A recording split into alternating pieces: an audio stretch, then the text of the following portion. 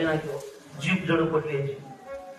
दोन्ही सुना दोन्ही पोरं ह्याला खाली घेतले आणि मग ते रडायला लागले, बाबा काहीतरी बोला, बाबा बोला, डोळे उघडा. कोणी केलं की नाही असं रडतील बघा. त्यात तर आमच्या माता भगिनी नंबर आहे ना, असं रडत तात्या एकदा डोळे उघडा, डोळे उघडा, तुमची सोन रडायला लागली, डोळे उघडा. बघा कशी लेक पळत आली, डोळे उघडा. रडत डोळे उघडा, डोळे उघडा. मला तर असं वाटतंय, समजा तुम्ही डोळे उघडा उघडा उघडा म्हटला आणि हे जर त्यांना ऐकून डोळा उघडला, उघडत नाही तेच बरं आहे. त्यांना डोळा उघडल्यावर मला वाटत नाही डोळे पुन्हा आपले उघडे राहतील. डोळे उघडा.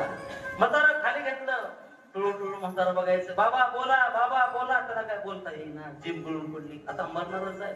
तेवढ्यात म्हाताऱ्याला काय आठवलं काय माहिती, त्यानं असा हात करायचा, असं करायचं ना असं करायचं, हे असं करायचं ना असं करायचं. धाकली जरा चॅप्टर होती, धाकली सून. तिने विचार केला, तरीच म्हणत होते म्हातारा आपल्याला सांगत नव्हतं, लय बेकार होतं. आता कळालं म्हाताऱ्यानं कुठं तर हांडा फोडला काही, असं करा. विचारा विचारा कुठं आहे बाबा, कुठं आहे.